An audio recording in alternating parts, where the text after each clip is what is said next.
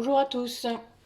Alors aujourd'hui, on va faire un onguent de consoude. Donc, comme je vous ai mis la petite vidéo avant, euh, la consoude, je la fais pousser.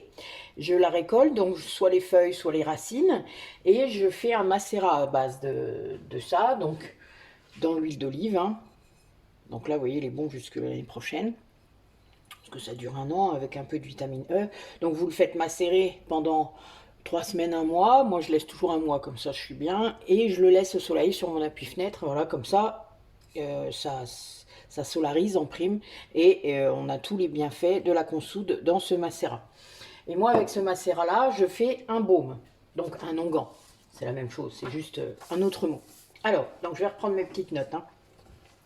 Donc ce macérat huileux, puisqu'on appelle ça comme ça, hein, MH, macérat huileux de consoude, a des propriétés astringentes, pardon, je suis désolée, et cicatrisantes. Elle traite les contusions, les entorses, les fractures, puisqu'en fait consoude, ça soude. Hein, bon, c'est assez clair.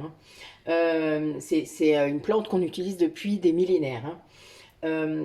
Et aussi les plaies, les escarres, les crevasses, les gerçures.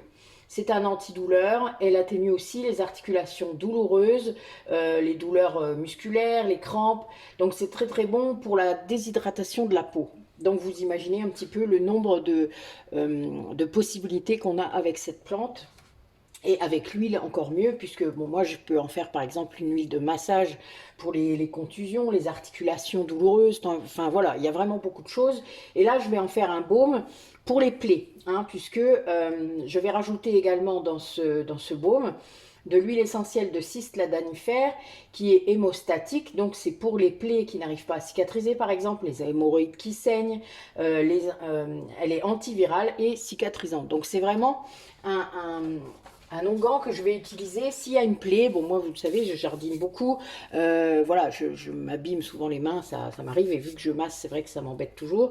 Donc, voilà, ça va vite. Ça va très vite cicatriser et ressouder la plaie. Hein. La plaie, ça veut bien dire votre peau, elle est ouverte. Voilà. La seule chose, quand vous utilisez cet onguent, c'est que on n'enferme pas l'infection à l'intérieur de la plaie. Ce qui veut dire que vous devrez toujours désinfecter la plaie profondément. C'est-à-dire que même si vous êtes coupé très profondément, hein, en première intention, avant même d'aller aux urgences, vous nettoyez votre plaie, vous savez, il faut la mettre sous l'eau. Et puis ensuite, si vous avez de l'alcool, bon, moi, vous savez, j'utilise beaucoup d'alcool puisque je désinfecte tout, euh, vous mettez de l'alcool dessus, ça pique, mais tant pis. Et ensuite, vous pourrez mettre votre baume dessus. Parce que là, ça commencera vraiment à ressouder les cellules, puisque en fait, ça augmente la capacité naturelle des cellules de se multiplier, mais ça l'augmente beaucoup. Ce qui fait qu'en fait, votre peau, elle se ressoude plus vite. Voilà, ça cicatrise plus vite. C'est ça qu'on peut dire. Mais on ne doit pas enfermer l'infection dans cette plaie.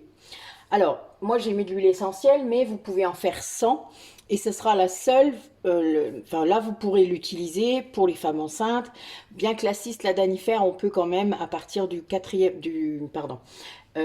troisième mois de grossesse, mais voilà, moi honnêtement je préfère pas. Si vous voulez l'utiliser pour les femmes enceintes, les enfants de moins de 6 ans, etc., n'utilisez pas d'huile essentielle, c'est plus simple. Vous faites le baume sans l'huile essentielle, ça marchera tout aussi bien. Hein. Moi la cyste, c'est juste que ça donne une dimension encore plus rapide en quelque sorte. Hein. Mais voilà, moi c'est vrai que je préfère dans ce cas-là que vous ne mettiez pas d'huile essentielle. Euh, En dehors de ça, voilà, c'est très efficace. Donc on va attaquer la recette. Alors j'ai oublié de prendre ma petite balance. Voilà. Alors, donc comme d'habitude, tout est désinfecté, vous le savez, plan de travail, ustensiles, contenants. Donc là, moi, je vais faire pour 100 grammes, pour 100 millilitres, donc je vais le répartir dans deux petits contenants de 50 millilitres, puisqu'il n'y en a pas besoin non plus de gros. Souvent, j'en fais des petits, même encore plus petits, je vous ai déjà montré, de 20. Mais là, pour l'instant, voilà, j'avais envie de faire ça. Parce que ça dure longtemps, hein, le baume et l'onguent, c'est pour ça que j'en fais comme ça dure plus de 6 mois, voire un an en fait, parce que voilà, y a pas, ça bouge pas, et je rajoute de la vitamine E pour la conservation, l'antirancissement des huiles. Alors, donc on va mettre mon petit macérat de consoude sur l'huile d'olive. Donc il y a vraiment en plus les bienfaits de l'huile d'olive qui est régénérante, adoucissante et cicatrisante. Hein. Donc c'est double bonus. Alors votre onguent il sera un peu vert, mais c'est pas grave, on s'en fout. Donc on va mettre 70 millilitres.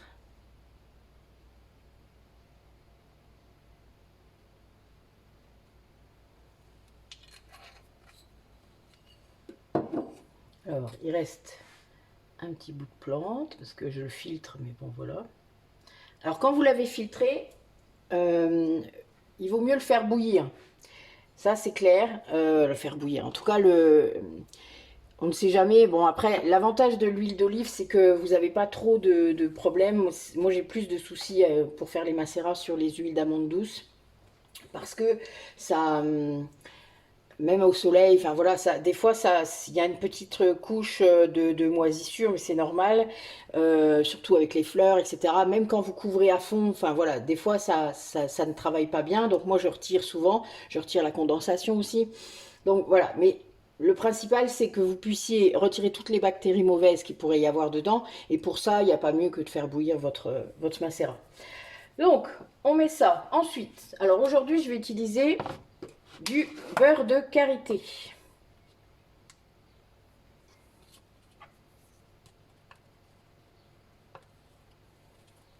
Je vais changer un peu. Hein. Donc 15 millilitres.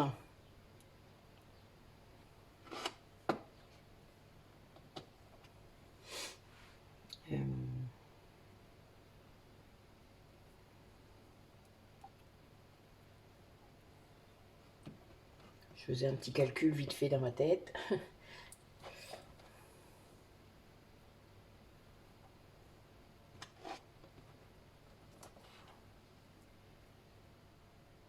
Voilà. Donc le beurre de karité va apporter aussi ses propriétés régénérantes, cicatrisantes. Enfin voilà, tout est mis c'est une vraie synergie en fait entre tout ce que j'utilise dedans pour accélérer encore plus le processus de cicatrisation. Ok, et on utilise également de la cire puisqu'on veut solidifier, le beurre ne va pas suffire à faire ça. Donc je mets 15 grammes de cire d'abeille.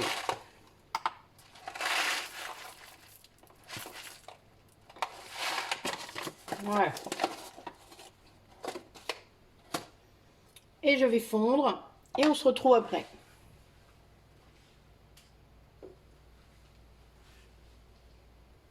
Voilà, c'est fondu. Alors, on va mettre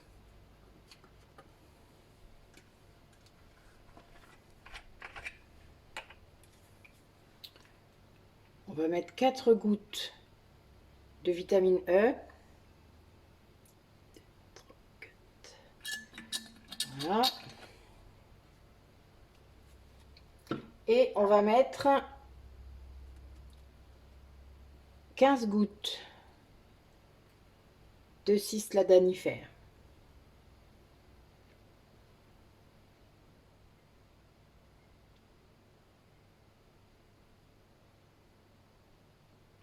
Voilà.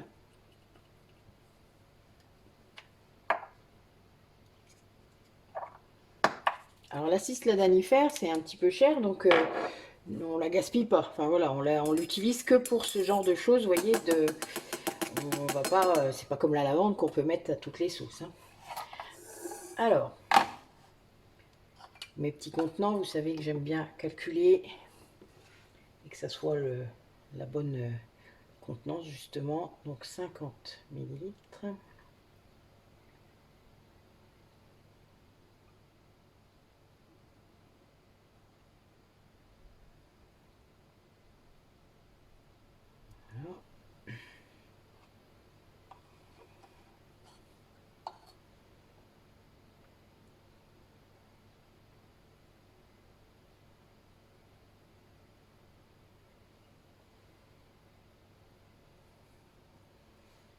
Il y a un petit peu plus que 50, mais c'est pas grave. Moi, je prévois toujours parce que parfois, ça arrive qu'on voilà, qu'on en ait un petit peu plus.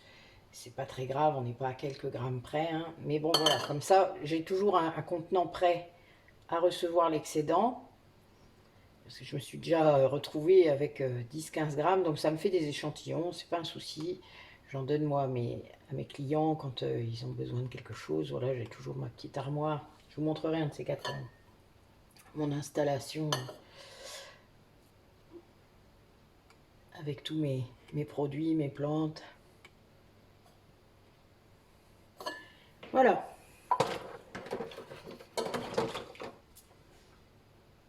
Donc on va laisser prendre un petit peu. Alors, vous savez qu'il faut toujours mettre une étiquette. Donc, onguent de consoude. Moi, je mets pour 6 mois. Donc là, voilà, moi je suis au mois de juin.